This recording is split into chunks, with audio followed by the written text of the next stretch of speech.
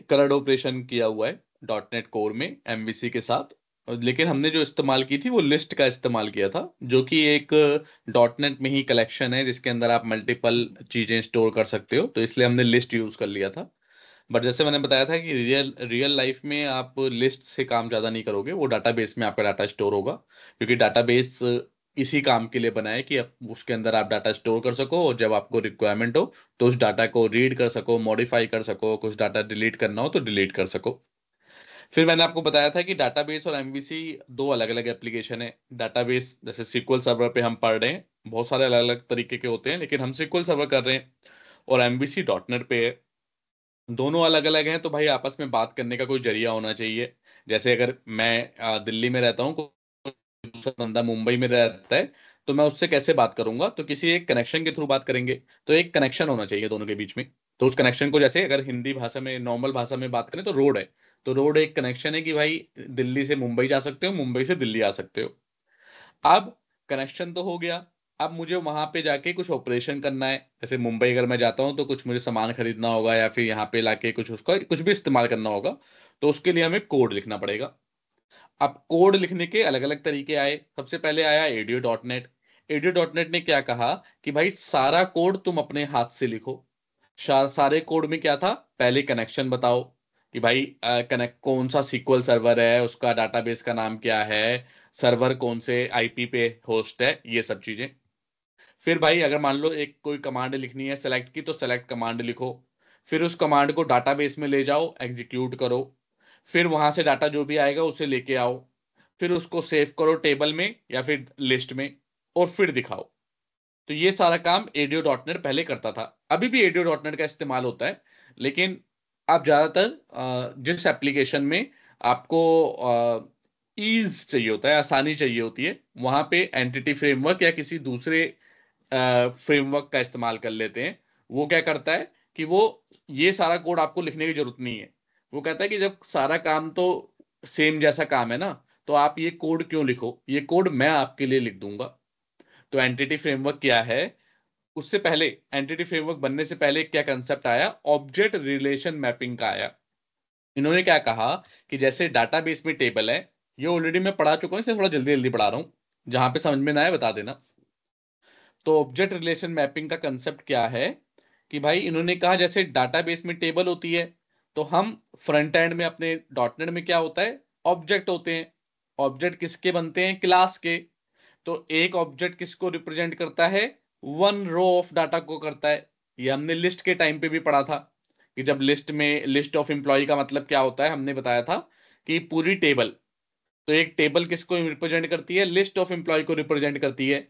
तो object relation mapping यही concept था कि आप डाटाबेस की टेबल को डॉटनेट के ऑब्जेक्ट से मैप कर दो। फिर जो ऑपरेशन आपको टेबल पे करने हैं वो उस ऑब्जेक्ट पे करो, और ऑटोमेटिकली वो काम हम टेबल पे कर देंगे। ये कौन बोल रहे हैं, ये जो ऑब्जेक्ट रिलेशन मैपिंग जो फ्रेमवर्क प्रोवाइड करेंगे वो बोल रहे हैं। बहुत सारे अलग अलग फ्रेमवर्क होते हैं, उनमें से एक फ्रेमवर्क है entity dot net, entity framework core. ये एक्चुअली नाम एंटिटी फ्रेमवर्क है, लेकिन जब डॉट नेट कोर आया तो उसका नाम डॉट एंटिटी फ्रेमवर्क कोर बन गया। तो ये क्या करता है, ये ऑब्जेक्ट रिलेशन मैपिंग पे काम करता है। जैसे डॉट नेट किस पे काम करती है, ऑब्जेक्ट ओरिएंटेड प्रोग्रामिंग्स पे काम करती है, तो ये मैपिंग पे काम करता है। ये कहता है भाई इतना सारा कोड क्यों लिखोगे आप, हम मैं बैठा हुआ हूं ना यहाँ पे ये सब करने के लिए। आप तो सारा ऑपरेशन ऑब्जेक्ट पे परफॉर्म करो, और उस ऑब्जेक्ट पे जो भी ऑपरेशन परफॉर्म पे मैं सीधा उसे डाटाबेस में एग्जीक्यूट कर दूंगा या डाटाबेस में वो काम कर दूंगा, तो आपको कोई दिक्कत या परेशानी नहीं होगी। तो हमने कहा ये तो बहुत अच्छी बात है कि जब तू सारा कोड कर देगा। लेकिन तो सारे प्रोजेक्ट में क्या एंटिटी फ्रेमवर्क कोड को इस्तेमाल कर लें, क्योंकि भाई ये सारा काम हमारे लिए कर देगा। अभी मैं दिखाऊंगा, अभी थ्योरी पढ़ रहे हैं लेकिन दिखाऊंगा कि कैसे करता है ये सारा काम। तो क्या सारे प्रोजेक्ट में इसे इस्तेमाल कर लें, तो आंसर है नहीं भाई, सारे में मत करो, क्योंकि ये फ्रेमवर्क है, ये अपने साथ साथ एडिशनल चीजें भी लेके आता है, और बड़ा हैवी सा फ्रेमवर्क होता है। तो जहां पे इतनी हैवी रिक्वायरमेंट ना हो, छोटी मोटी रिक्वायरमेंट हो, वहां पे इसका इस्तेमाल मत करो। जहां पे बड़ा प्रोजेक्ट हो और आपको ईज आसानी काम करने में आसानी चाहिए, वहां पे इसका इस्तेमाल कर लो। लेकिन इसकी स्पीड स्लो होगी इससे क्यों स्लो होगी? क्योंकि भाई यहाँ पे तो हम डायरेक्टली कोड लिख रहे हैं, डायरेक्टली डाटाबेस में जाके काम कर दे रहे हैं। डॉटनेट से कोड लिख रहे हैं, वो डायरेक्टली डाटाबेस में एग्जीक्यूट हो रहा है। यहाँ पे डायरेक्टली एग्जीक्यूट नहीं हो रहा। यहाँ पे भाई पहले ऑब्जेक्ट बन रहा है, फिर उसकी कुछ फ्रेमवर्क क्लासेस हैं, कुछ अपना स्टेप्स करेगा बीच में, उसके बाद एग्जीक्यूट होगा। तो इसीलिए ये थोड़ा स्लो है। तो क्या क्या इसमें नुकसान है? एक तो भाई हैवी होता है, फ्रेमवर्क है, आपको बहुत सारी एडिशनल क्लासेस ये सब चीजें जरूरत पड़ती हैं। तो जहां पे इतनी हैवी प्रोग्रामिंग की जरूरत ना हो वहां पे यूज नहीं करना चाहिए। और दूसरा क्या दिक्कत है कि भाई उतना फास्ट नहीं है, क्योंकि ये अपने आप में ही एक फ्रेमवर्क है, एक अपना ही ढांचा बना हुआ है, तो उतना फास्ट नहीं है। जबकि ADO.NET बहुत फास्ट है, क्योंकि वो डायरेक्टली कोड लिखना है, उसमें कोई फ्रेमवर्क का पंगा नहीं है। फ्रेमवर्क का मतलब होता है कि कुछ एडिशनल सपोर्ट करके आपको कुछ काम करवा रहे हैं। तो जो एडिशनल सपोर्ट कर रहे हैं उसमें थोड़ा टाइम वेस्ट हो रहा है, इसीलिए ये स्लो है। क्या बात समझ में आ रही है, नहीं आ रही? Yes sir. लेकिन काफी प्रोजेक्ट में, ज्यादातर प्रोजेक्ट में आपको ये मिलेगा यूज होता हुआ, क्योंकि ज्यादातर लोगों के चाहते हैं कि एक आसानी हो काम करने में, पूरा बहुत बड़ा इतना सारा कोड ना लिखना पड़े। और डेवलपर जितना कम कोड लिखे उतना बेटर है उसके लिए। क्यों बेटर है? जिससे क्योंकि अगर फ्रेमवर्क ने सारा कोड लिखा हुआ है तो वो परफेक्ट कोड होगा। डेवलपर में कोई एक बंदा अच्छा हो सकता है, दूसरा बंदा खराब हो सकता है, तो खराब कोड लिख देगा, तो आपकी परफॉर्मेंस खराब हो सकती है, इश्यू आ सकता है, एरर आ सकता है। तो अब हम पढ़ने जा रहे हैं एंटिटी फ्रेमवर्क कोर, और करेंगे वही करंट ऑपरेशन जो हमने किया था अभी तक लिस्ट के साथ। चलो जी, विजुअल स्टूडियो खोल लेते हैं फिर। हमारा क्या था, जुलाई वाला बैच था।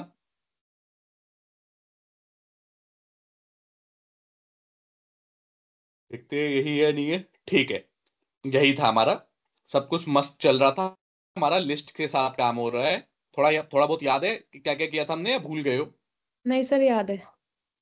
ठीक है, कंट्रोलर था, मॉडल बनाया था, रिपोजिटरी पैटर्न बनाया था। फिर मैंने क्या कहा था कि भाई रिपोजिटरी पैटर्न भी क्वेश्चन इंटरव्यू में आता है, कि भाई इसमें एक इंटरफेस बनाओ, जितनी फंक्शनैलिटी लिखनी है लिख दो। उसके बाद अगर लिस्ट से काम करना है तो लिस्ट का उसको इंप्लीमेंट करा दो। अगर डाट सीक्वल सर्वर से काम करना है तो एक और क्लास बनाओ, वो उसको इनहेरिट कर लेगी, वो सीक्वल सर्वर पे सारा काम करेगी। ये रिपोजिटरी पैटर्न का फायदा था। एक कंट्रोलर में इसको कॉल कर लो, जैसे कि हमने किया हुआ है कंट्रोलर में। कंस्ट्रक्टर में इसका ऑब्जेक्ट बनाया हुआ है हमने, और उसको इस्तेमाल किया हुआ है। क्लियर है? कोई डाउट है? क्लियर है। ठीक है, तो रिपोजिटरी पैटर्न का एक फायदा ये भी हो जाता है कि भाई एक बार फंक्शनैलिटी लिख दी, अब चाहे आप लिस्ट से काम करो तो लिस्ट वाली क्लास बना लो, उसको इंप्लीमेंट कर दो, क्योंकि मेथड तो यही रहेंगे ना। अगर सीक्वल से काम कर रहे हो तो सीक्वल वाली क्लास बना लो, और अगर ओरेकल से काम कर रहे हो ओरेकल वाली, कोई और काम कर रहे हो तो कोई और क्लास बना लो। बात सही है नहीं है? Sir yes sir. बात समझ लो क्यों मैं क्या बोल रहा हूं, कि भाई इस यस सर। क्लास को बना के इनहेरिट कर दो, सारे फंक्शन लिख दो, जिसमें लिखोगे वही काम हो जाएगा। बस आपको क्या करना पड़ेगा, यहां पे उस ऑब्जेक्ट को चेंज करना पड़ेगा। यहां पे वो ऑब्जेक्ट को चेंज करना पड़ेगा। अभी इंप्लॉय रिपोजिटरी वाला ऑब्जेक्ट है, तब कौन सा वाला बनाना पड़ेगा? सीक्वल वाला। बात ठीक है? कोई बात समझ में आ रही है, नहीं आ रही? आ रही है सर। ठीक है। अब एक और कंसेप्ट, एंटिटी फ्रेमवर्क कोर्स को शुरू करने से पहले यहां पे एक कंसेप्ट करते हैं हम बात। ये जो तरीका है ना कि कंस्ट्रक्टर में ऑब्जेक्ट बना दो, ये एक गलत तरीका है। कि भाई एक न्यू करके ऑब्जेक्ट बनाना एक अच्छा तरीका नहीं माना गया है। क्यों नहीं माना गया है? कि मान लो एक कंट्रोलर है, यहां पे मैंने न्यू करके ऑब्जेक्ट बना रखा है। अब इसी रिपोजिटरी का इस्तेमाल 10 और कंट्रोलर को करना है, तो वो 10 कंट्रोलर ने न्यू न्यू करके ऑब्जेक्ट बना दिया। अब उस ऑब्जेक्ट को कल को इंप्लॉय की जगह मैं कह रहा हूं सीक्वल से अब डाटा लेके आएंगे, लिस्ट से लेके नहीं आएंगे। तो दिक्कत क्या होगी कि मुझे उस 10 के 10 पेज को खोलूं, उसमें चेंज करूं, और फिर काम कर पाऊंगा, अदरवाइज नहीं कर पाऊंगा। तो ये परेशानी की बात है, नहीं है? Yes sir. तो किसी भी क्लास में डायरेक्टली किसी दूसरी क्लास का ऑब्जेक्ट बनाने का मतलब क्या हो गया, कि अब ये क्लास इस क्लास पे डिपेंडेंट हो गई या नहीं हो गई? कि कल को अगर ये क्लास मैंने इस क्लास की जगह कोई दूसरी क्लास यूज करनी होगी, तो ये बुरा मान जाएगी, ये कर नहीं पाएगी जब तक कि मैं यहां पे आके चेंज नहीं करूंगा। बात सही है नहीं है? Yes sir. तो इसको एक अच्छा तरीका नहीं माना गया, इसे बोलते हैं टाइटली कपल्ड। कि भाई अब जो ये कंट्रोलर क्लास है, ये रिपोजिटरी क्लास से टाइटली कपल्ड हो गई, कि भाई इसके पास इसका ऑब्जेक्ट है और अपना कुछ भी चेंज करोगे इसके पास आ जाएगा, पर ये टाइटली कपल्ड है। हमें लूजली कपल्ड बनाना है कि भाई चेंज वेंज ना करना पड़े। अगर 10 या 50 कंट्रोलर भी हो तो मैक्सिमम एक जगह चेंज करना पड़े और हमारा काम हो जाए। तो इस चीज को कहते हैं डिपेंडेंसी इंजेक्शन। डॉटनेट कोड ने ऑटोमेटिकली एक आपको तरीका दे रखा है ये काम करने का। डिपेंडेंसी इंजेक्शन जो है ये तो एक जेनरिक टर्म है, लेकिन डॉटनेट कोड ने अपने आप एक तरीका दे रखा है डिपेंडेंसी इंजेक्शन को इंप्लीमेंट करने का। क्या दे रखा है कि भाई आप इस तरह से मत कॉल करो। ये देखो, आप इसकी जगह आई इंप्लॉय रिपोजिटरी ले लो।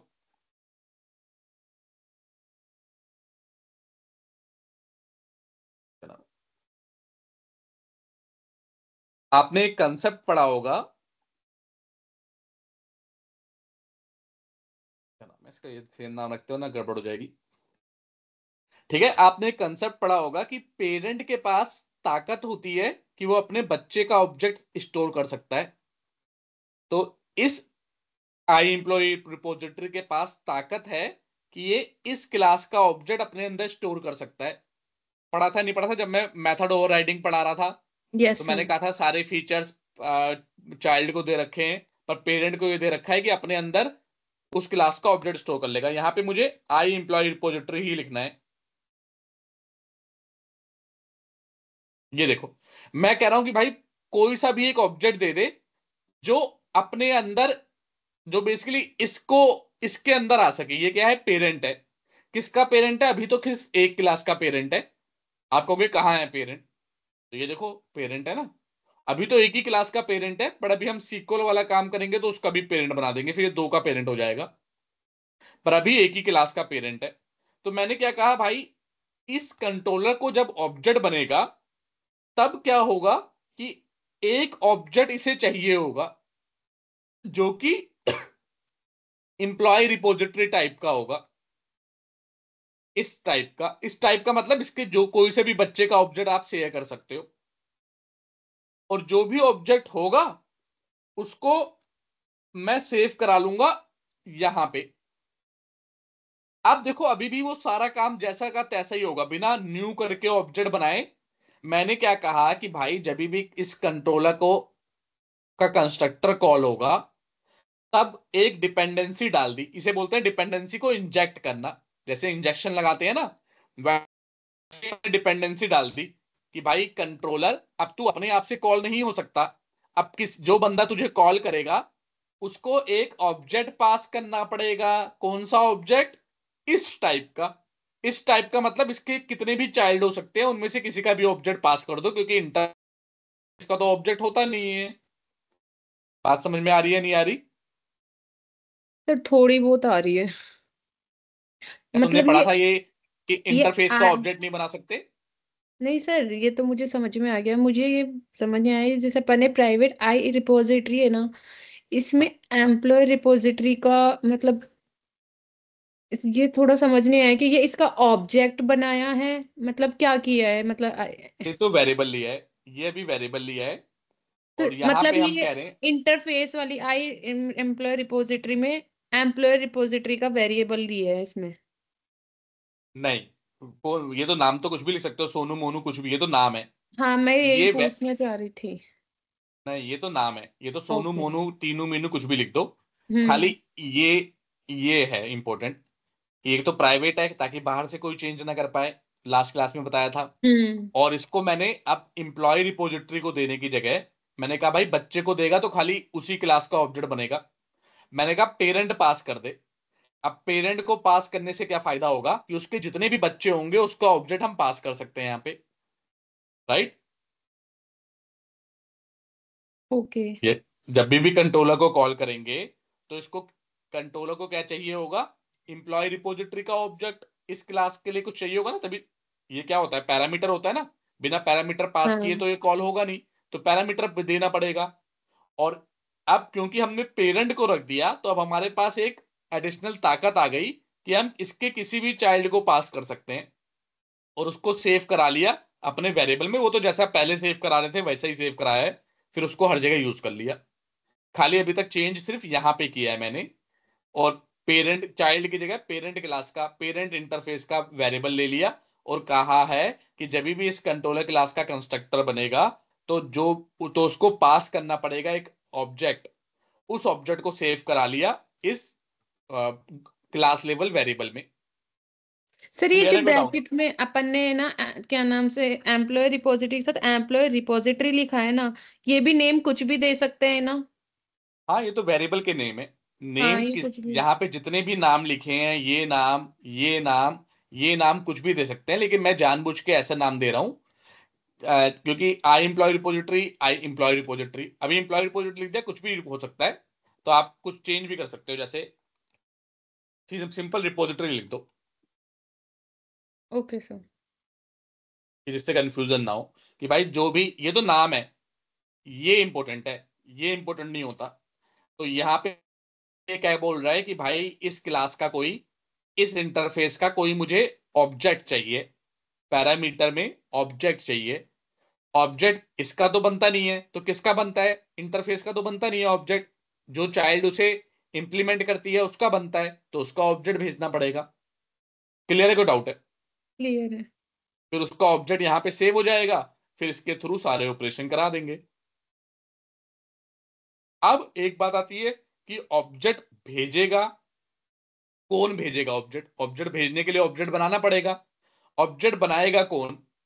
तो उसके लिए पता होना चाहिए कि इंप्लॉय कंट्रोलर को कॉल कौन करता है। क्या इस इंप्लॉय कंट्रोलर के कंस्ट्रक्टर को हम कॉल करते हैं? यस बताया सर। था? नहीं, हम कॉल नहीं करते। जब मैं पढ़ा रहा था तो बताया था कि भाई इस इंप्लॉय कंट्रोलर का ऑब्जेक्ट कैसे बस बनता है। सर अपने आप बन जाता है, एमवीसी, डॉट नेट खुद ही बना लेता है। डॉट नेट, एमवीसी का, एमवीसी के बारे में पढ़ रहे हैं ना, तो एमवीसी बनाता है। हम्म। एमवीसी इसको बनाता है, ऑटोमेटिकली ऑब्जेक्ट बनाता है। पर अब हमने कह दिया भाई ऑब्जेक्ट के साथ साथ ये भी पास करियो, तो एमवीसी को बताना पड़ेगा कि हाँ भाई ये भी पास करना है, बताना पड़ेगा या नहीं बताना पड़ेगा? यस क्योंकि सर। पहले तो कुछ भी नहीं था, तब तो अपने आप ऑब्जेक्ट बना लिया था क्योंकि डिफॉल्ट था। पर अब मैंने बोल दिया कि भाई ऑब्जेक्ट भी पास करना है एक और बनाते वक्त, तो हमें बताना पड़ेगा। तो बताने के लिए क्या करते हैं हम? प्रोग्राम डॉट सी एस में जाते हैं,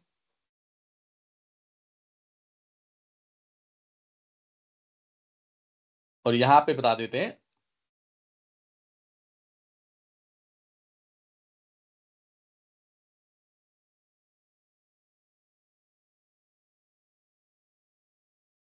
ये देखो, ये लाइन से हमने क्या बता दिया कि भाई बिल्डर, जब तू ये एमवीसी की एप्लीकेशन बिल्ड करियो और कोई भी इंसान तेरे से आई इंप्लॉय रिपोजिटरी का ऑब्जेक्ट मांगे, तो उसे इंप्लॉय रिपोजिटरी का ऑब्जेक्ट बना के दियो। कल को मुझे अब सीक्वल वाला काम करना होगा, तो एक कंट्रोलर में लिखूं या 50 कंट्रोलर में लिखूं, उनके क्लास में जाके चेंज नहीं करना होगा। सिर्फ यहां पे आके सीक्वल वाला लिख दूंगा कि भाई इसका ऑब्जेक्ट बनाइए, तो इसका इसका जब भी कोई ऑब्जेक्ट मांगे तो इंप्लॉय रिपोजिटरी की जगह सीक्वल वाले का ऑब्जेक्ट दियो। तो एक जगह ही चेंज करना पड़ेगा, हर जगह चेंज नहीं करना पड़ेगा, ये बेनिफिट होता है। तो यहां पे मैंने क्या कहा कि भाई कभी भी कोई तेरे से, बिल्डर बिल्डर क्या करता है? बिल्ड करता है पूरी एप्लीकेशन को, कि भाई जब तू बिल्ड करियो और कोई तेरे से ये मांगे तो उसको इसका ऑब्जेक्ट बना के दे दियो। तो जब वो बिल्ड करेगा और इंप्लॉय कंट्रोलर को का ऑब्जेक्ट बनाने की कोशिश करेगा, तो वो मांगेगा कि भाई ये इसका ऑब्जेक्ट दे। तो चेक करेगा कि भाई कहीं बता रखा है कि किसका ऑब्जेक्ट देना है, तो कहेगा हाँ हाँ बता रखा है इंप्लॉय रिपोजिटरी का। तो वो इंप्लॉय रिपोजिटरी का ऑब्जेक्ट बनाएगा और पास कर देगा। पास कर देगा तो यहाँ पे सेव हो जाएगा, तो यहाँ पे वेरिएबल में सेव हो जाएगा, और इसको हर जगह हम इस्तेमाल कर लेंगे। क्लियर है? कोई डाउट है? क्लियर है। और फायदा क्या हुआ कि पहले क्या था कि भाई न्यू करके बना रहे थे हम यहाँ पे, तो अगर 50 कंट्रोलर होते तो सीक्वल में जाके 50 जगह चेंज करना पड़ता। अब क्या है भाई, 50 जगह यूज कर या 100 जगह यूज कर, कोई भी आई इंप्लॉय का मांगेगा तो अब मैं क्या कर दूंगा, जो भी दूसरी क्लास होगी उसका नाम लिख दूंगा, सीक्वल इंप्लॉय रिपोजिटरी। ले भाई अब इसका, अब जब भी कोई मांगे तो इसका दे दियो। तो एक जगह चेंज करने से पूरी एप्लीकेशन पे इंपैक्ट नहीं आएगा, सिंपल इसी पे जगह चेंज करके सारा काम हो जाएगा। क्या ये फायदा समझे या नहीं समझे? समझ गई। तो जब इंटरव्यू में पूछेंगे एमवीसी में डिपेंडेंसी इंजेक्शन कैसे काम करता है, तो आपको बताना है कि भाई जब भी हम आ, यहाँ पे प्रोग्राम डॉट सी एस में लिख देते हैं कि भाई आप कोई भी पेरेंट क्लास का जब वेरिएबल कहीं कंस्ट्रक्टर में डिफाइन हो और उसकी जगह आपको कौन सा ऑब्जेक्ट देना है, जैसे ही हमने उसे बता दिया, अब आप अपनी पूरी एप्लीकेशन में कहीं पे भी कंस्ट्रक्टर में यूज कर लोगे अगर पेरेंट क्लास का वेरिएबल, तो वो चाइल्ड क्लास का जो भी आपने लिखा होगा उसका ऑब्जेक्ट बना के असाइन कर देगा। आपको ये न्यू करके ऑब्जेक्ट नहीं बनाना पड़ेगा। और बेनिफिट क्या होगा कि जो ये पहले टाइटली कपल्ड था, पहले याली क्लास उस क्लास पे डिपेंडेंट थी, अब डिपेंडेंट नहीं है। अब तो इसको खाली है कि भाई कोई सा भी ऑब्जेक्ट दे दे, इसके 10 बच्चे हो सकते हैं, तो ये एक क्लास पे डिपेंडेंट नहीं है, उन 10 में से किसी का भी ऑब्जेक्ट इसको दे देगा, ये क्लास चल जाएगी बिना किसी एरर के। पहले एक पे डिपेंडेंट थी, अब उनमें से किसी का भी बच्चे का दे दे चल जाएगी। और बताना कहां पे है कि कौन से बच्चे को देना है, यहां पे बता देना है। क्लियर है? कोई डाउट है? क्लियर है। एक्सप्लेन कर पाओगे कि कैसे क्या है, कैसे हम्म। डिपेंडेंसी इंजेक्शन काम होता है? Okay sir. कि भाई अगर डिपेंडेंसी इंजेक्शन नहीं होता तो मुझे न्यू करके ऑब्जेक्ट बनाना पड़ता, पर न्यू करके ऑब्जेक्ट बनाऊंगी तो टाइटली कपल हो जाएगा कि भाई एक ही क्लास को उसी क्लास का ऑब्जेक्ट चाहिए। बट अगर मुझे लूजली कपल चाहिए कि भाई एक इंटरफेस के 10 पेरेंट्स 10 चाइल्ड हो सकते हैं, तो उनमें से किसी का भी चाहिए, तो मैं इस तरह से पास कर दूंगी और यहां पे सेव करा लोगे कहीं पे भी। और जब प्रोग्राम डॉट सी एस में बस एक जगह बता दोगे कि भाई जब कोई ये ऑब्जेक्ट मांगे तो याला उसका ऑब्जेक्ट बना के दे दियो। क्लियर है? कोई डाउट? क्लियर है। ये डिपेंडेंसी इंजेक्शन था, इसका कोई लेना देना नहीं था एंटिटी फ्रेमवर्क कोर्स से। ये एक बेसिक कंसेप्ट है। आप चैट जीपीटी से डिपेंडेंसी इंजेक्शन अपने आप से भी पढ़ लेना, और कोई और डाउट हो पढ़ने के बाद भी तो भी मुझसे पूछ लेना। तो ये आपको पढ़ना है, एक्चुअली सॉलिड पढ़ना है आपको, सॉलिड प्रिंसिपल्स। ये सॉलिड में ये डी डी डिपेंडेंसी इंजेक्शन है, ये इंटरव्यू क्वेश्चन भी है। ठीक है, तो ये सॉलिड पढ़ लेना, और कुछ कहीं पे कुछ डाउट हो तो पूछना मेरे से। Okay sir. चलो जी, अब आते हैं एंटिटी फ्रेमवर्क कोर पे। अभी भी देखो, अब देखो मैंने ये लिख दिया, अब चलाऊंगा तो कहीं एरर वैरर नहीं आएगी, क्योंकि मैंने कहा है कि भाई हमने बता दिया तो वो ऑटोमेटिकली ऑब्जेक्ट बना देगा। अदरवाइज अगर ये लाइन नहीं लिखेंगे तो एरर आएगी भी, ये भी दिखाऊंगा। ये देखो कोई एरर नहीं आई, क्योंकि हमने बता दिया कि भाई कंट्रोलर में न्यू करके तूने कहीं बनाया तो नहीं है, लेकिन प्रोग्राम डॉट सी एस में बता दिया कि कोई मांगेगा तो तू दे दियो। और इसे भी छुपा दूंगा तो एरर आ जाएगी। ये देखो एरर आ गई, कह रहा है invalid operation unable to resolve service of type this. कह रहा है भाई ये क्या है, मैं तो रिजॉल्व ही नहीं कर पा रहा, ये क्या है? कि तुमने एमवीसी कोशिश कर रहा है इसका ऑब्जेक्ट बनाने की, और तुमने कहा एमवीसी कह रहा है भाई ये कहाँ से आ गया है, तो मुझे कुछ पता ही नहीं है इसके बारे में। प्रोग्राम डॉट सी एस के बारे में चेक कर रहा है कि कहीं कुछ लिखा तो नहीं है। कह रहा नहीं, कह रहा तो मुझे क्या पता ये क्या है, किसका ऑब्जेक्ट बना के दूं मैं। लेकिन जब आपने बता दिया कि नहीं भाई इसका बनाना है, तो बना लेगा। क्लियर है? कोई डाउट है? क्लियर है। चलो अब आप बढ़ते हैं आगे। अब आते हैं एंटिटी फ्रेमवर्क कोर पे। तो वही स्टेप बाय स्टेप करेंगे, चार पांच स्टेप है, वो कर लोगे तो आपकी काम आसान हो जाएगा, मतलब वही स्टेप फॉलो करने हैं आपको बस।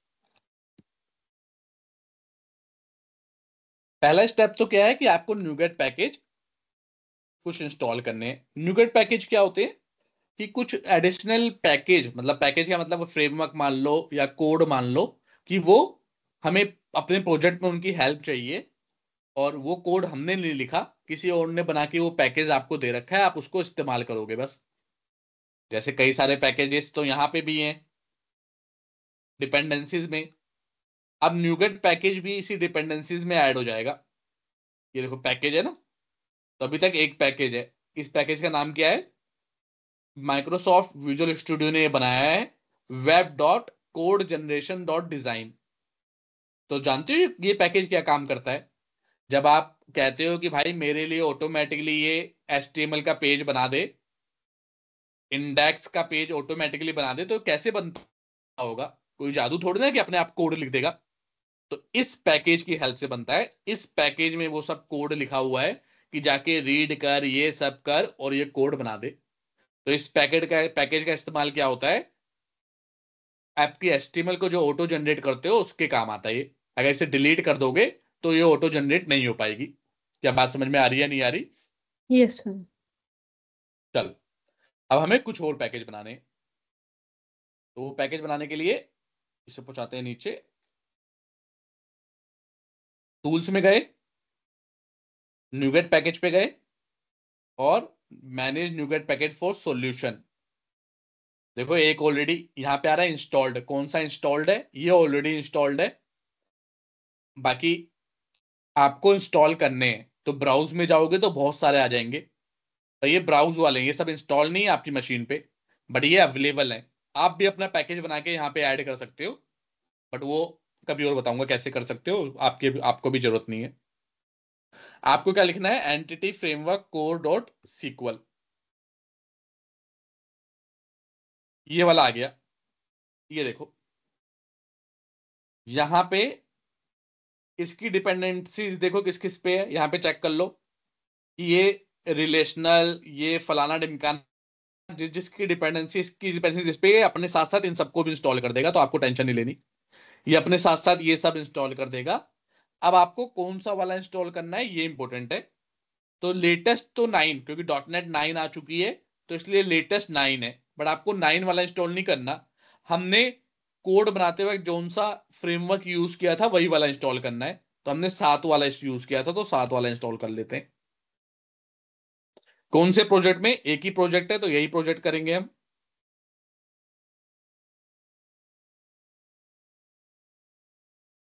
अपने वाला करना है। 7 वाला फ्रेमवर्क हमने यूज किया, याद है?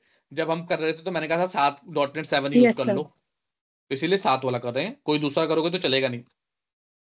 इंस्टॉल पे क्लिक कर दो। वो पूछेगा कि भाई पक्का इंस्टॉल कर दूं ना? ये मत कर दो, कह दो हाँ भाई पक्का कर दे, तो हो गया इंस्टॉल। कैसे पता चलेगा? यहाँ पे आओ, चेक कर लो। हो गया भाई, हो गया, देखो आ गया अभी। आ गया ना? Yes sir.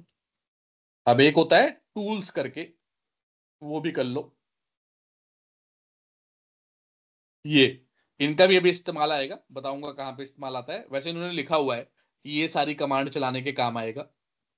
पढ़ लेना थोड़ा सा अगर पढ़ना चाहो तो। ये सारी कमांड का भी हमें इस्तेमाल करना पड़ेगा, तो इसीलिए ये सब काम कमांड को यूज करने के लिए इसको इस्तेमाल करना है। इसका भी वही वाला वर्जन। साथ में भी बहुत सारे आ रहे हैं, सबसे साथ का सबसे लेटेस्ट कर लो। सर एक बात बताओ, मान लो हमारा मतलब .NET का फ्रेमवर्क 7 है और हमने इसमें 8 कर लिया हो, तो तो नहीं उसमें चलेगा, कुछ इशू? अच्छा, चलेगा ही नहीं।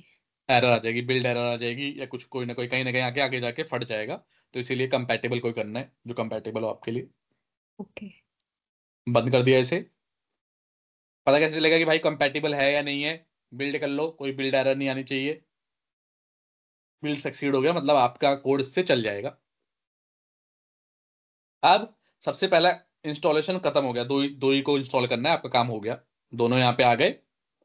अब आपको क्या करना है? सेकंड स्टेप पे जाना है। कनेक्शन, सबसे पहले तो कनेक्शन स्ट्रिंग बनानी है। ठीक है जी। कनेक्शन स्ट्रिंग कहाँ बनानी है? शुरू में मैंने बताया था आपको,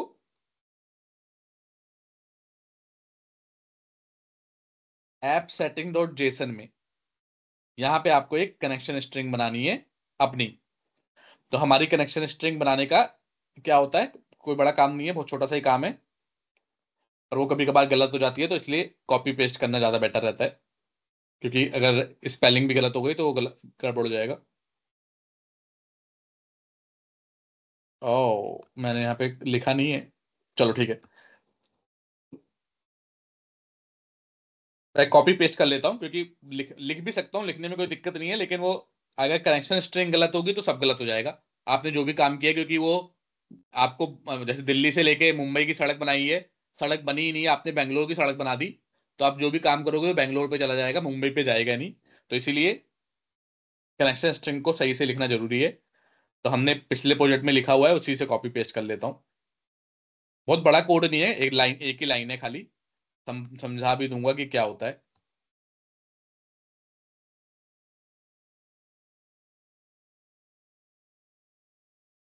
यहाँ पे लगा। तो ये आप, ये क्या है बेसिकली, एक कनेक्शन स्ट्रिंग का सेक्शन है। इसके अंदर आप अभी एक ही लिख रहे हैं हम, लेकिन मल्टीपल लिख सकते हो। बस आपको बताना पड़ेगा कि कौन सी वाली यूज कर रहे हो। अभी बताऊंगा कैसे बताते हैं। बट मल्टीपल लिख सकते हो, बट आपको बताना पड़ेगा कौन सी वाली यूज कर रहे हो। अभी बताऊंगा कि कैसे बना सकते हो। तो एक उसका नाम देना है, मैंने नाम दिया डिफॉल्ट कनेक्शन। क्या बता रहा हूं कि भाई सर्वर कहाँ है, लोकल होस्ट पे।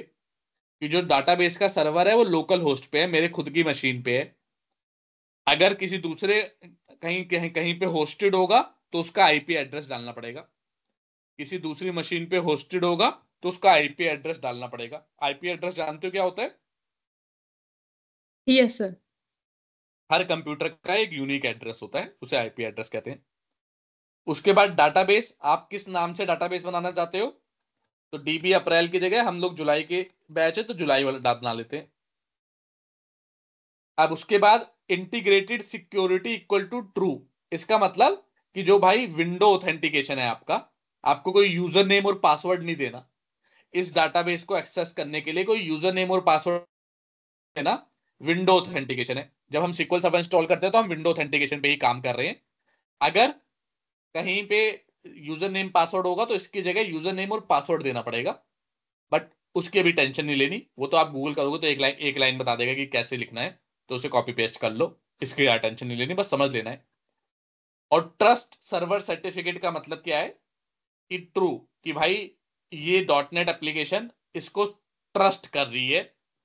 वरना क्या है ना कि भाई वो अलग एप्लीकेशन है, ये अलग एप्लीकेशन है। तो क्या करते हैं माइक्रोसॉफ्ट वाले बंदे, थोड़ा सा सिक्योरिटी बना के रखते हैं, कहते हैं हम नहीं चलाने देंगे आपको। तो इसीलिए एक लाइन लिख दी मैंने कि भाई ट्रस्ट है मुझे, जो भी डाटाबेस यूज कर रहा हूं मुझे उस पर ट्रस्ट है। आप कोई एरर वैरर मत देना। बात समझ में आ गई? Yes sir. ठीक है, तो एक लाइन है, कोई बड़ी बात नहीं है। सर्वर का नाम, डाटाबेस का नाम, फिर अगर यूजर नेम पासवर्ड है तो वो डाल दो। अगर नहीं है तो इंटीग्रेटेड सिक्योरिटी ट्रू, मतलब विंडो ऑथेंटिकेशन। और by trust server certificate true, ये। सिर्फ अब ट्रस्ट सर्वर सर्टिफिकेट नहीं डाले तो? तो फिर एरर देगा ना, कहेगा कि भाई दूसरी एप्लीकेशन है, चलेगी नहीं, इसलिए ये सारी चीजें डालनी जरूरी है। ओके। चलो, अब आते हैं, दूसरा स्टेप भी हमारा खत्म हो गया। अब हमें क्या करना है, डाटाबेस से काम करवाना है। कौन काम करेगा? काम कराने के लिए एक लेयर बनानी पड़ेगी, इसे कॉन्टेक्स्ट बोलते हैं। वो लेयर क्या करेगी? लेयर मतलब एक फाइल बनाऊंगा, उस फाइल में, वो फाइल का काम होगा बेसिकली डाटाबेस से इंटरेक्शन करना। और हमारी पूरी एप्लीकेशन का काम होगा उस फाइल से इंटरेक्ट करना। वो फाइल सारा डाटाबेस से इंटरेक्ट करेगी, हमारी पूरी एप्लीकेशन उस फाइल से इंटरेक्ट करेगी। तो बना लेते हैं।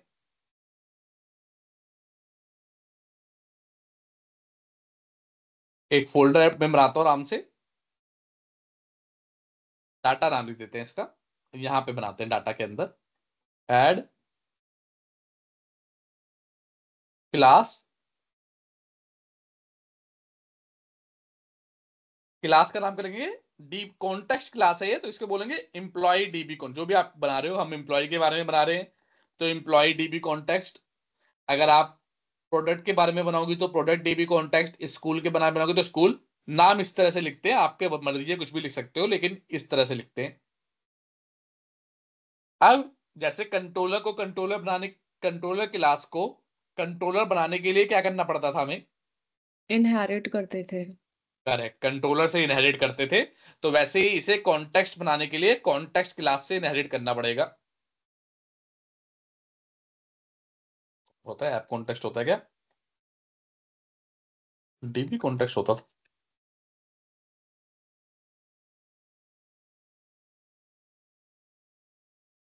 हाँ, तो डीबी कॉन्टेक्स्ट क्लास से इनहेरिट कर दिया हमने कि भाई ये डाटाबेस की एक कॉन्टेक्स्ट क्लास है। और ये कहाँ पे पड़ी है? एंटिटी फ्रेमवर्क कोर नाम के जो हमने इंस्टॉल किया है सीक्वल, सीक्वल वाला उसने ऑटोमेटिकली इंस्टॉल कर दिया।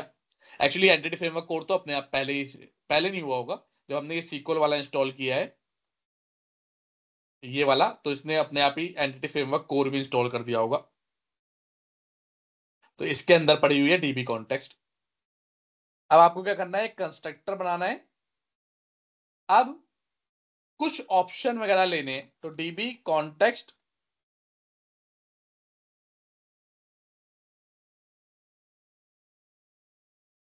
पहले लिख लेता हूं फिर बताता हूं।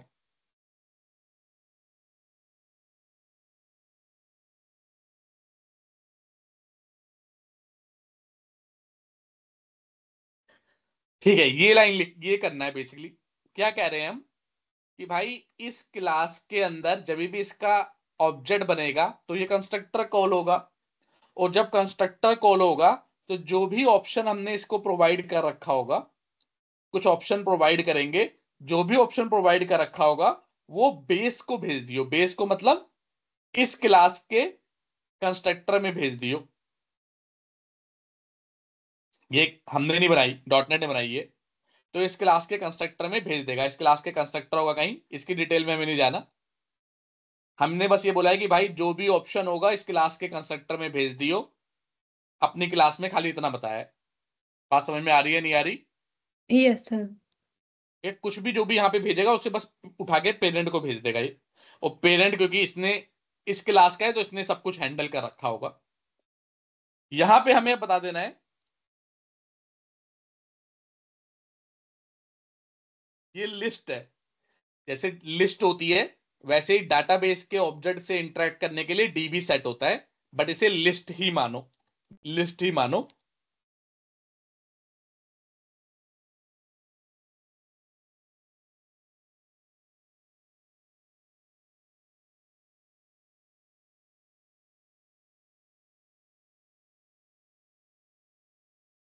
ठीक है, तो एक हमने क्या बना लिया, एक्चुअली ये बनेगा गेट सेट। एक हमने डी एक लिस्ट बना लिया, ये लिस्ट ऑटोमेटिकली इंटरेक्ट करेगा, हमें उससे कोई टेंशन नहीं लेनी। ये लिस्ट ऑटोमेटिकली इंटरेक्ट करेगा डाटाबेस से, हमें इसकी टेंशन नहीं लेनी। बस इसको किसकी लिस्ट बनानी है, जो भी हमारा मॉडल है उसकी लिस्ट बनानी है हमें। बात समझ में आ रही है नहीं आ रही? Yes sir. बस इतना काम करना है, बस कॉन्टेक्स्ट क्लास अब हमारी तैयार है, और कुछ नहीं करना कॉन्टेक्स्ट क्लास में। सर एक बात बताओ, अपन अपन ने एक कंस्ट्रक्टर बनाया, फिर अपन ने बोला कि इसमें जो भी मतलब मेथड लिखेंगे वो अपने बेस क्लास के कंस्ट्रक्टर में चल जाएंगे। तो सर इसमें बेस क्लास से भेजने का क्या सेंस है? नहीं, मतलब मेथड क्यों की तो मैंने भेजते बात हैं? की नहीं, मैंने मेथड वेथड की तो बात की नहीं। मैंने कहा है कि भाई जो भी ऑप्शन पास होगा इसके अंदर, देखो क्या नाम है, डीबी कॉन्टेक्स्ट ऑप्शन, कि कुछ हम ऑप्शन पास करेंगे। कैसे ऑप्शन पास करेंगे कि भाई कौन सा कनेक्शन है, क्योंकि मैंने बोला ना यही यही डाटाबेस से इंटरेक्ट करेगी, तो इसको बताना भी तो पड़ेगा कि कौन सा कनेक्शन स्ट्रिंग यूज करनी है। क्योंकि यहाँ पे तो मैंने कहा है कि 10 कनेक्शन स्ट्रिंग हो सकती है। अब मेरी कॉन्टेक्स्ट क्लास को कैसे पता चलेगा कि भाई कौन सी कनेक्शन स्ट्रिंग यूज करनी है, कौन सा डाटाबेस यूज करना है, क्या करना है? वो सारा ऑप्शन हम पास करेंगे जब भी इस क्लास का ऑब्जेक्ट बनेगा तब। और वो सारा ऑप्शन पास कर देगा डीबी कॉन्टेक्स्ट, क्योंकि ये बेसिकली डाटाबेस से सारा ऑपरेशन तो ये कर रहा है ना। हमारी तो सिंपल क्लास है जिसको हम इनहेरिट कर ले रहे हैं, पर ये सारा इसके अंदर सारे मेथड लिखे हुए हैं जो सारा इंटरेक्शन वगैरह करेगा। तो हम जो भी ऑप्शन है इसको बता दे रहे हैं कि भाई ये ले, मेरा कनेक्शन स्ट्रिंग ये है, डाटाबेस का नाम ये है, ले बाकी सारा काम तू करियो। और ये अपनी क्लास में बता दे रहे हैं कि मुझे जो काम करना है वो इम्प्लॉयज नाम के, अ, इस इम्प्लॉयज का नाम है, और मतलब इसका लिस्ट किसकी बनानी है, अपने उस मॉडल की। जैसे हम बना रहे थे ना लिस्ट ऑफ एम्प्लॉय, तो यहाँ पे yes DB sir. Set of employee बना दिया कि ले भाई अब इसके साथ जो जो ऑपरेशन करते रहोगे वो डाटाबेस के साथ ऑपरेशन होता रहेगा। कौन करेगा? ये करेगा। हमें हमें ये क्यों बनाना पड़ा? क्योंकि हमें नाम तो हमें पता है ना कि भाई कौन कौन से मॉडल हमने बनाए हैं। तो हमने बता दिया एम्प्लॉय मॉडल है, यहाँ पे एम्प्लॉय लिख दिया, और जो भी ऑप्शन दोगे वो अपनी बेस में पास कर देगा, और वो हमारे लिए सारा काम कर मतलब देगा। सर बेस क्लास से सारे एक्शंस परफॉर्म होंगे? करेक्ट, बेस क्लास के सारे एक्शन परफॉर्म होंगे। कौन करेगा? एंटिटी फ्रेमवर्क करेगा। आपको टेंशन नहीं लेनी कि क्या एक्शन है, क्या है, कैसा है, हमें उससे लेना देना नहीं है। हमें तो इतना कोड लिखना है, मान लो कल को प्रोडक्ट क्लास भी होगी तो यहाँ पे एक और कल क्लास बना लोगे प्रोडक्ट, और यहाँ पे प्रोडक्ट्स लिख दोगे। बस अब इसको प्रोडक्ट्स को इस्तेमाल करो। आप सीधा इससे इंटरेक्ट करोगे और इससे इंटरेक्ट करोगे। बाकी डीबी कॉन्टेक्स्ट ऑटोमेटिकली हमारे लिए सारा काम कर रहा है। क्लियर है? कोई डाउट है? क्लियर है। चलो,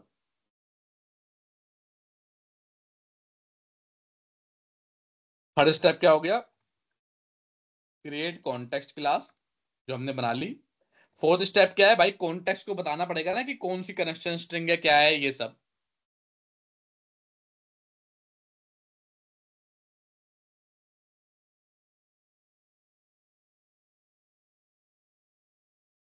ठीक है, अब कैसे बता रहे हैं? बताने जो भी ऐसी चीज बतानी होती है कहां पे बताते हैं हम? प्रोग्राम डॉट सी एस में।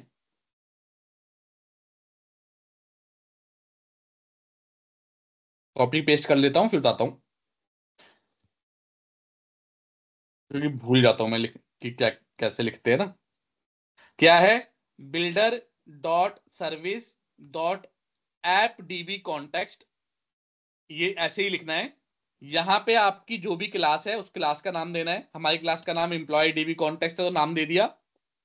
अब क्या भेज रहा हूं? ये कह रहा है कि भाई जब भी इस क्लास का ऑब्जेक्ट बनेगा तो तू ये वाला ऑप्शन भेज दियो कि तुझे कौन से डाटाबेस को यूज करना है। सीक्वल सर्वर को यूज करना है, ओरेकल या किसी और को बना के कोड मत लिखियो मेरे लिए, क्योंकि सारा काम डीबी कॉन्टेक्स्ट कर रहा है ना। तो उसको बता रहे हैं कि भाई सीक्वल सर्वर का डाटाबेस है मेरा, और कनेक्शन स्ट्रिंग कौन सी है? डिफॉल्ट कनेक्शन नाम की कनेक्शन स्ट्रिंग है। चेक करते हैं, हाँ यही नाम है। मान लो यहाँ पे कॉपी पेस्ट करके 5 और बना देता मैं, 2, 3, 4 या कुछ और भी नाम होते, तो इनमें से कौन सी यूज करना है इसका नाम बताना पड़ता है मुझे। तो मैंने बता दिया यहाँ पे प्रोग्राम डॉट सी एस में कि भाई डिफॉल्ट वाले कनेक्शन को यूज करियो, और इसके अंदर जो भी लिखा होगा उसको यूज करके वो भेज देगा डीबी कॉन्टेक्स्ट पे, और डीबी कॉन्टेक्स्ट अपने पेरेंट्स को भेज देगा।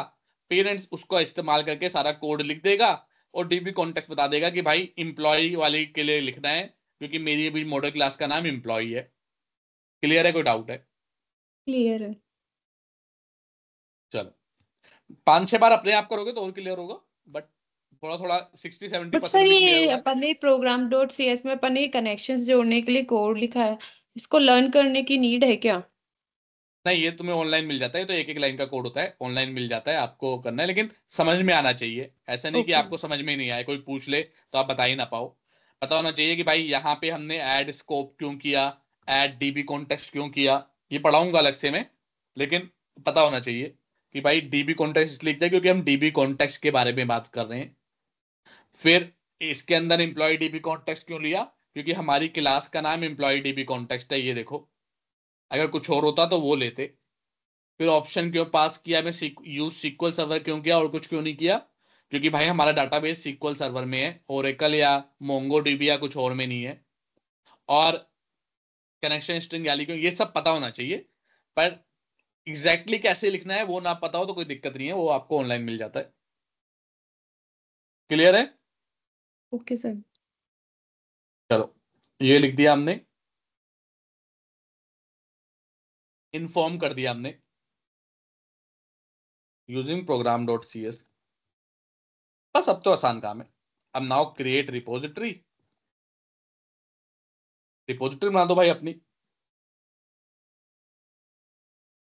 सीक्वल की रिपोजिटरी बनाना, सीक्वल रिपोजिटरी। तो भाई रिपोजिटरी वाले फोल्डर में जाओ। एक क्लास पहले बनी हुई थी, कौन सी बनी थी?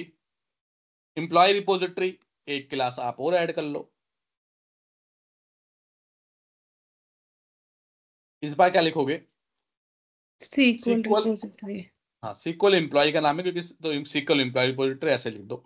नाम आपके हाथ में है, लेकिन इस तरह से लिखोगे तो सही बात लगेगी ना, क्योंकि कल को अगर मान लो एक प्रोडक्ट की बनानी होगी तो दोनों का नाम सीक्वल सीक्वल लिख दोगे तो कंफ्यूजन हो जाएगी। तो सीक्वल एम्प्लॉय रिपोजिटरी, ये इसको इनहेरिट करेगा, सारे मेथड इंप्लीमेंट करेगा। इसको क्या चीज चाहिए? इसको किसका कोड चाहिए? एम्प्लॉय डीबी कॉन्टेक्स्ट का कोड चाहिए, क्योंकि भाई एम्प्लॉय डीबी कॉन्टेक्स्ट के थ्रू ही हम काम कर रहे हैं। तो कंस्ट्रक्टर में एम्प्लॉय डीबी कॉन्टैक्ट ले लो,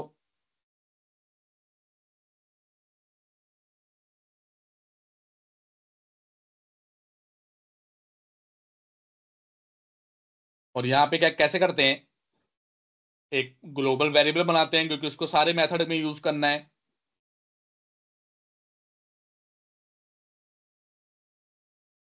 ये देखो ग्लोबल वेरिएबल बना लिया, इसके अंदर सेव कर दिया। अब ये क्या आ गया, ये आ गया हमारा किस किस किस चीज के काम आ गया ये हो गया ना डिपेंडेंसी इंजेक्शन। तो डिपेंडेंसी इंजेक्शन के लिए क्या करते थे, ऐसे करते थे। तो यहाँ पे बता दो कि भाई जब भी इसका ऑब्जेक्ट मांगे, इस बार इस बार कोई इंटरफेस तो है नहीं, तो खाली इसको ऐड कर दो कि भाई इसका ऑब्जेक्ट मांगे तो इसको इसका ऑब्जेक्ट बनाइयो, किसी और का मत बनाइयो। तो खाली इसको बना दो। तो अब यहाँ पे ऑटोमेटिकली हम न्यू करके कोई ऑब्जेक्ट तो बना नहीं रहे, लेकिन हमारा प्रोग्राम डॉट सी एस में लिख दिया तो उसने ऑटोमेटिकली हमारा ऑब्जेक्ट बना देगा। क्लियर है, कोई डाउट है? क्लियर है। अब कुछ भी नहीं करना अब तो, अब सारा मेथड जो यहाँ का है वही वाला काम करना है, वही कॉपी पेस्ट कर दूंगा मैं, ये देखो तुम्हें दिखाने के लिए कि हमने कुछ भी चेंज नहीं किया, थोड़ा सा ही चेंज करना पड़ेगा, कोड बिल्कुल सेम रहेगा, सब यही कॉपी पेस्ट कर रहा हूं क्योंकि फंक्शनैलिटी तो सेम है ना।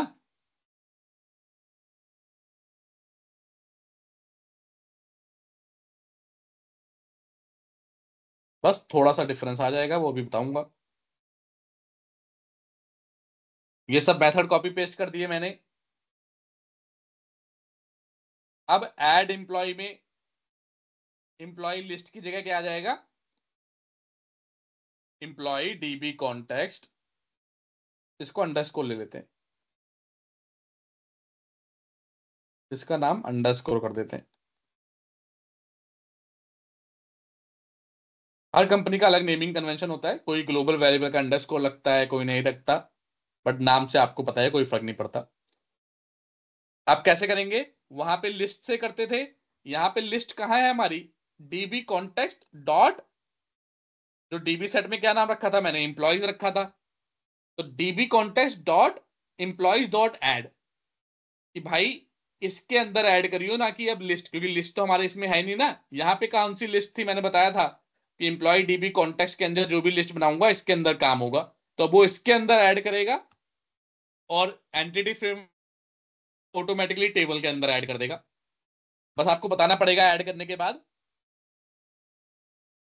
सेव, कि भाई ऐड करने के बाद आप सेव कर दे टेबल में जाके, तो वो सेव कर देगा। क्लियर, कोड में कोई दिक्कत परेशानी आई? No sir. अब पहले ये हो गया ऐड वाला, अब गेट वाला देखते हैं पहले। ये क्या रिटर्न कर रहा था, लिस्ट रिटर्न कर रहा था। हमारी लिस्ट कहाँ पे पड़ी है, डीबी कॉन्टेस्ट वाली क्लास में। करेक्ट, तो हम क्या करेंगे, डॉट ये रिटर्न कर देंगे।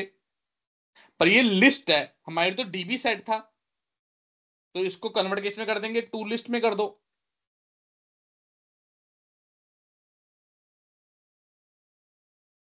ये लो, टू लिस्ट में कन्वर्ट कर दिया, काम खत्म।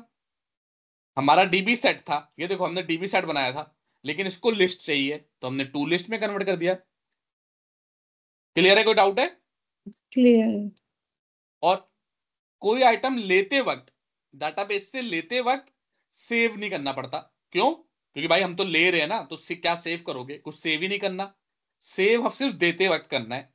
यहाँ पे जब हम दे रहे हैं डाटा डाटाबेस को, तब सेव किया, लेते वक्त नहीं कर रहे, क्योंकि भाई लेते वक्त क्या सेव करना। क्लियर है, कोई डाउट है? क्लियर। अब यहाँ पे क्या आ जाएगा, जहां जहां पे भाई लिस्ट है वहां वहां पे हमारी नई लिस्ट आ जाएगी। काम खत्म, ये भी ले रहा है दे रहा है। बताओ, गेट सर एम्प्लॉय ले सर डाटाबेस से ले ले रहा रहा है। है, डाटाबेस ले से रहा ले है। रहा है इंफॉर्मेशन, तो यहां पे भी ले। नहीं आएगी। अपडेट, अपडेट में हम डाटाबेस में से वैल्यू इंफॉर्मेशन लेते हैं या डाटाबेस को इंफॉर्मेशन देते हैं? सर दोनों नहीं करते, अपडेट करते हैं। ना, अपडेट का मतलब देख, डाटाबेस में कुछ चेंज कर रहे हो ना, तो डाटाबेस को दे रहे हो। ओके। करेक्ट, डाटाबेस में कुछ चेंज कर रहे हो तो डाटाबेस को कुछ तो दे रहे हो, तभी तो चेंज हो रहा है। तो यहाँ पे भी क्या होगा मतलब, सेव चेंज। करेक्ट। देने का मतलब ये नहीं है कि सिर्फ ऐड करना, देने का मतलब कुछ भी डाटाबेस में अगर चेंज हो रहा है तो। अब कौन सा बचा, डिलीट वाला बचा, तो यहाँ पे तो भाई ये हो जाएगा, रिमूव भी हो जाएगा। अब इसमें डाटाबेस को कुछ दे रहे हैं नहीं दे रहे डिलीट करने में? नहीं सर, ले हटा रहे हैं इसमें तो। हाँ, हटा रहे हैं मतलब डाटाबेस में कुछ तो चेंज कर रहे हैं, हाँ। तो यहाँ पे भी सेव चेंज होगा। कुछ भी डाटाबेस में चेंज हुआ तो चेंज सेव चेंज करना पड़ेगा। गेट करते वक्त डाटाबेस में कुछ चेंज नहीं होता, सिर्फ इंफॉर्मेशन हम ले लेते हैं, इसलिए वहां पे नहीं करते। क्या बात क्लियर है, डाउट है? Okay sir. ठीक है, हो गया हमारा काम खत्म, पूरा बनके तैयार। सेम ही मेथड थे, 2 मिनट में बनके तैयार हो गया। अब कंट्रोलर में आएंगे और यहां पे ऑलरेडी हमारा रिपोजिटरी यूज हो रही है, लेकिन अभी कौन सी वाली यूज हो रही है, लिस्ट वाली या एम्प्लॉय, सी, लिस्ट एम्प्लॉय लिस्ट वाली। वाली? तो कहां पे जाके चेंज करना है हमें? प्रोग्राम डॉट सी एस में जाके। करेक्ट, तो यहां पे जाके बस क्या बोल देंगे इसे, बात खत्म, छुट्टी, हो गया हमारा काम। अब रन करेंगे मस्त। पर क्या आपको क्या लगता है, अभी चल गया होगा या नहीं चला होगा? नहीं सर। अभी चला नहीं होगा भाई, क्योंकि डाटाबेस का आपने क्या नाम है, डाटाबेस तो बनना चाहिए पहले। डाटाबेस ही नहीं बना तो कहां से यूज कर लोगे? तो यस सर। पहले हम डाटाबेस बनाएंगे। एरर दे दी, कह रहा भाई ये क्या कर रहे हो, ये तो ये सब तो कुछ है ही नहीं। कुछ भी बोल रहा है, जो भी एरर दे रहा है, अभी हमें इससे ज्यादा टेंशन नहीं लेनी। चलो, अब हम बनाना शुरू करते हैं फिर, कि कैसे काम करते हैं। जो अभी तक हमने जो यूज की है वो ये वाली का काम हो गया। अब ये टूल का काम करने जा रहे हैं। ठीक है, देखो एंटिटी फ्रेमवर्क में भी दो तरीके होंगे। एंटिटी फ्रेमवर्क में भी दो तरीके से हम काम करते हैं। एक तरीका क्या है, कि एक नई कंपनी आई, उसने कहा कि आप मेरे लिए वेबसाइट बनाओ। तो उस कंपनी के पास ना तो कोई डाटा पड़ा है, ना डाटाबेस है, सिर्फ नई कंपनी अभी अभी बनी है, आपको उसके लिए सब कुछ बनाना है। तो ऐसे में आपको यूज करना पड़ता है कोड फर्स्ट अप्रोच, कि आप कोड लिखो। जैसे अभी हमने कोड फर्स्ट अप्रोच किया है, कि हमने कोड सारा लिख दिया, पर डाटाबेस में हमारे कुछ नहीं पड़ा अभी। अब जैसे जैसे मैं यहां पे कुछ कमांड चलाऊंगा, वो ऑटोमेटिकली डाटाबेस को अपडेट कर देगा। अभी दिखाऊंगा कि मैं कोड में अपने कुछ डॉटनेट में काम चलाऊंगा और वो डाटाबेस को अपडेट कर देगा। इसे बोलते हैं कोड फर्स्ट अप्रोच। बात समझ में आ रही है, कि डाटाबेस में कुछ भी नहीं पड़ा और हमें कोड के थ्रू डाटाबेस को अपडेट करना है, इसे बोलते हैं कोड फर्स्ट अप्रोच। और एक होता है डाटाबेस फर्स्ट अप्रोच, कि मान लो एक दूसरी कंपनी आई, उसकी ऑलरेडी वेबसाइट बनी हुई है, ऑलरेडी उसके पास एम्प्लॉय है, डाटाबेस बना हुआ है, वो चाहती है वेबसाइट नहीं बना दो हमारी, डाटाबेस वगैरह सेम रहे। तो इसे बोलते हैं डाटाबेस फर्स्ट अप्रोच। तो इसमें डाटाबेस में ऑलरेडी डाटा पड़ा हुआ है, उसके बिहाफ पे आपको अपना मॉडल बनाना है, कोड बनाना है, ये सब करना है। तो उसे बोलते हैं database first approach. Database approach first approach हम बाद में पढ़ेंगे, अभी हम कोड फर्स्ट अप्रोच पढ़ रहे हैं। तो अब हमें बनाना क्या है, कि यहां पे मैं कुछ एग्जीक्यूट करूं और वो एग्जीक्यूट हो जाए डाटाबेस में। तो डाटाबेस पहले खोल लेते हैं।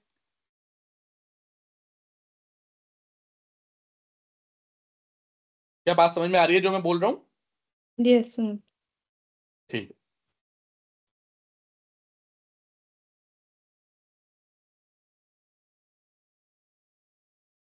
चलो जी। अभी आपका कोई ये जुलाई बुलाई नाम का कौन से नाम का डाटाबेस बनेगा, सेटिंग में जाओ भाई, इस नाम का डाटाबेस बनना चाहिए, क्योंकि हमने बोला है इस नाम की डाटाबेस बना दियो। क्या अभी कोई पड़ा हुआ है एम्प्लॉय डीबी जुलाई 2024? नहीं पड़ा। एम्प्लॉय डीबी खाली पड़ा हुआ है, अप्रैल वाला पड़ा है, जुलाई वाला नहीं बना। अब करने के लिए आपको कुछ कमांड चलानी पड़ती है। आपको ये पैकेज मैनेजर कंसोल में जाना होगा और वो कमांड चलानी होंगी। उस कमांड को कहां से करना है आपको, बड़ी सिंपल है, कुछ कोई बड़ा काम नहीं करना। गूगल पे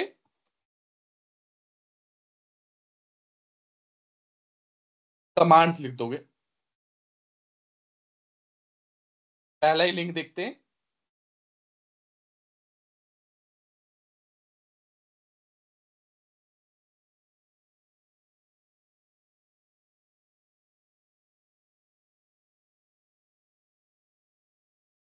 हाँ, इसे माइग्रेशन बोलते हैं कि अब आप डॉट नेट के कोड को माइग्रेट कर रहे हो सीक्वल सर्वर में, तो माइग्रेशन, इसी पे क्लिक कर लो।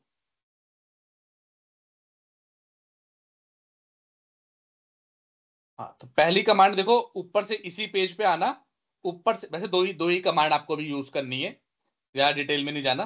तो अभी आप, पहली कमांड क्या है, हम विजुअल स्टूडियो में चला रहे हैं, तो ऐड माइग्रेशन, एक माइग्रेशन बनानी पड़ेगी आपको। माइग्रेशन का मतलब कि जो भी आपने कोड लिखा है उसे कन्वर्ट कर देगा वो सीक्वल सर्वर के कोड में, इसे बोलते हैं माइग्रेशन।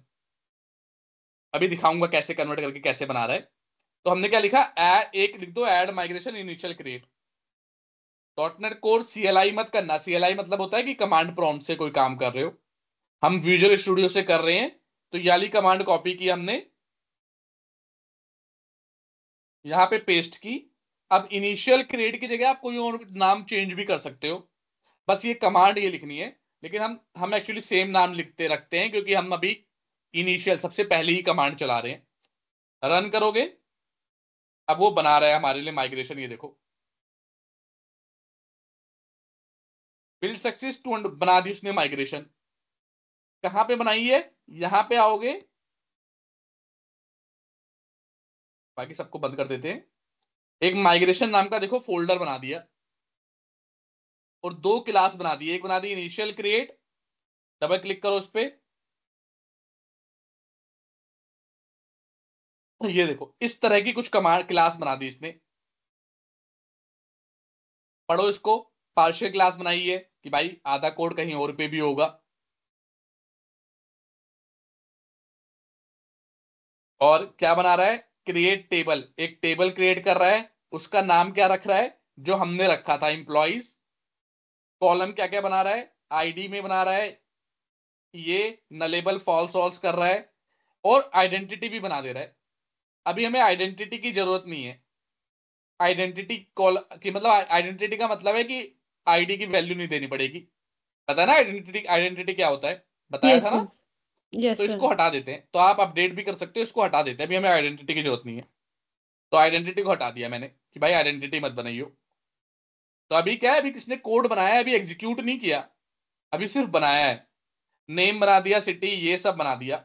अब एक कांस्टेंट, मतलब एक प्राइमरी की भी बना दी इसने। और क्या कर दिया, कह रहा है एक और कर दिया कि अगर कोई टेबल बनी हुई है, तो अगर इस नाम की टेबल है तो उसे पहले डिलीट करेगा फिर बनाएगा। ठीक है, कोड समझ में आ रहा है क्या लिखा हुआ है, कोई हाँ मुश्किल सर। कोड नहीं है। अब यहां पे जाते हैं, यहां पे भी पढ़ लेते हैं क्या कोड है। ये सब बिल्ड कर रहा है, ये इसकी लैंग्वेज है, ज्यादा टेंशन नहीं लेनी आपको। एंटिटी देखो यहां से उठा रहा है, एम्प्लॉय नाम की entity, ID, hash, column, int, ये सब कर रहा है। कह रहा है इसे आइडेंटिटी कॉलम बना लो यहाँ पे। इसको भी हटा देते हैं कि भाई आइडेंटिटी कॉलम थोड़ा ना बनाना है। तो आइडेंटिटी कॉलम को हटा दिया मैंने। सर इसको रख लेंगे तो उस तो केस में क्या कुछ होगा होगा? नहीं, तो आइडेंटिटी एक डाटाबेस में ऑटोमेटिकली आइडेंटिटी कॉलम बन जाएगा, कोई दिक्कत नहीं होगी। लेकिन मैं अभी इसलिए हटा रहा हूँ, बताऊंगा आगे क्यों हटाया मैंने। नहीं बैठाएंगे तो कोई दिक्कत नहीं है, बट हटा दे रहे हैं हम, बताऊंगा ओके। अभी रीजन क्यों है। तो फिर क्या है, बी डॉट प्रॉपर्टी, बाकी सब चीजें आ गई, बाकी सब चीजें सही लग रही हैं, आईडी, टू टेबल, ये सब चेक कर लो कोड आप, ओके भाई सही तो बना है, हाँ भाई सब सही लग रहा है। तो अब इसमें बन गया। जैसे इन्होंने ना वेरिएबल में एन वेर किया है, तो हम लोग इसे वेर केयर भी तो कर सकते हैं, इससे कोई इशू होगा क्या?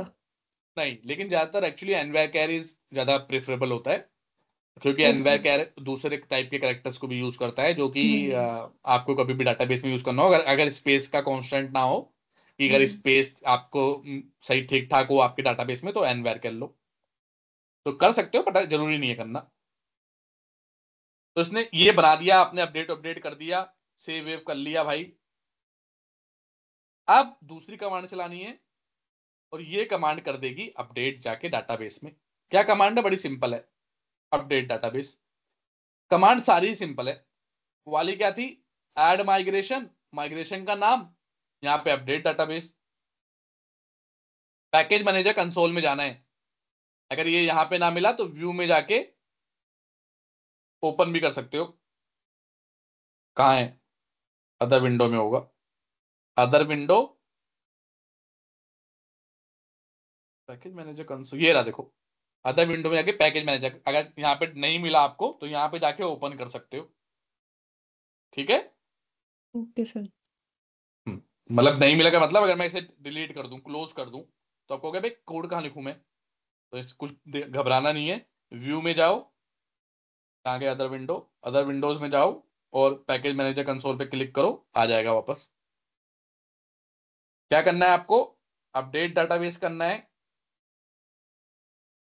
तो यहाँ पे पेस्ट कर दो, स्टार्ट हो गया। अभी तक टेबल नहीं थी, अब ये टेबल वेबल बनाना शुरू कर रहा है, और लास्ट में डन कर दिया, टेबल वेबल बन गई है। आपको अगर नहीं बनी होगी, चेक कर लेते हैं। अभी तक मैंने दिखाया था टेबल नहीं थी, लेकिन जैसे अभी भी दिखो, अब यहाँ पे नहीं दिख रही, अब जैसे ही रिफ्रेश करूंगा, अपना डाटाबेस भी बनेगा, टेबल भी बनेगी। आगे आपके वाला नहीं आया, सॉरी, आगे आपके वाला नहीं आया। आगे सर। अंदर जाएंगे तो टेबल्स पे क्लिक करेंगे। आपने एक टेबल तो अपनी माइग्रेशन को हिस्ट्री, जैसे कल को आप एक और टेबल ऐड करते हो, तो उसकी हिस्ट्री मेंटेन करने के लिए बनाता है। इसकी ज्यादा डिटेल में नहीं जाना, हम अपनी इंप्लॉय वाली देखते हैं।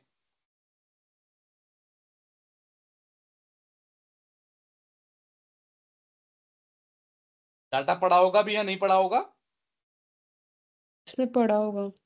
कहाँ से पड़ा होगा, अभी तो हमने कुछ डाटा डाला ही नहीं ना, अपने आप से कुछ चीज जादू से थोड़ी ना आएगी।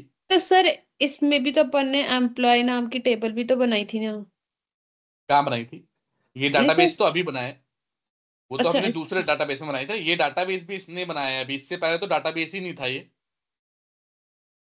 जो हमने बनाई थी वो होगा आईटी एक्सपर्ट, वो यहाँ इस वाले डाटाबेस में बनाई थी, हम उस डाटाबेस का इस्तेमाल नहीं कर रहे, हाँ इसने सर हमारे मैं लिए। एक्चुअली वो समझ रही थी। हाँ, तो अभी कोई डाटा वाटा नहीं पड़ा। अब चलाएंगे, रन करेंगे कि भाई अब हो गया काम, अब सब कनेक्शन वनेक्शन बिल्कुल सेट है, काम हो गया है, रन करते हैं। कोई एरर वैरर नहीं आई, पर डाटा नहीं आया भाई, क्योंकि डाटा पड़ा ही नहीं है। तो क्रिएट करते हैं डाटा, कैसे करते थे, क्रिएट पे क्लिक करते थे, वन डाल दिया, नेम डाल दिया राशि, सिटी डाल दी जयपुर, और सैलरी डाल दी 5 लाख। क्रिएट पे क्लिक किया, आ गया, यहां पे आया, क्योंकि डाटा सीक्वल सर्वर से हो रहा है, तो चेक करते हैं यहां पे भी आना चाहिए। सेलेक्ट किया, किया, आ गया, आया या नहीं आया। आ गया। अब क्योंकि कनेक्टिविटी है, तो कल को अगर आप डाटाबेस में भी डाल दोगे, ओ माय गॉड,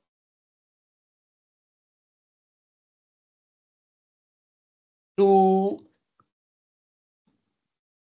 प्रार्थना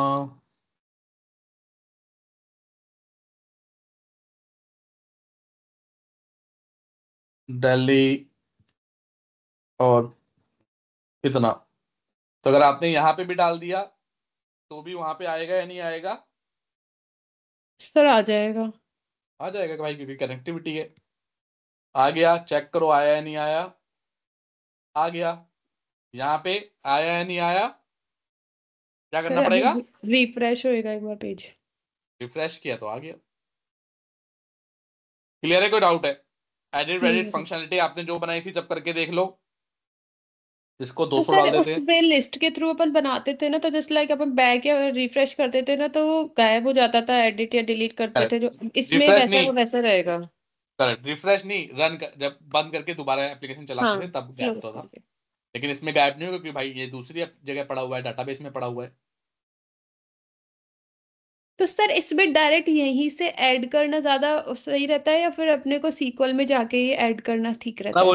वो रिक्वायरमेंट के हिसाब से होता है। अगर मान लो 1 लाख एम्प्लॉय ऐड करने हैं शुरू में ही, तो आप 1 लाख यहाँ से करने बैठ गए, तो आपका 2 महीने, 2-3 महीने, आप 5 महीने ऐड करते रह जाओगे। तो वो सीक्वल की कोई कमांड लिखोगे, उससे काम चलाओगे। और अगर कोई नया एम्प्लॉय आया, तो फिर अपनी एप्लीकेशन से ऐड होता है। ओके। ठीक है, बात समझ में आई या नहीं आई पूरी क्लास। आ गई सर।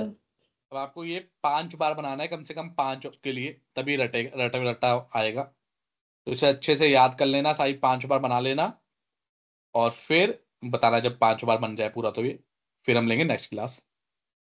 Okay sir. कोई कुछ कितने परसेंट समझ में आया आज?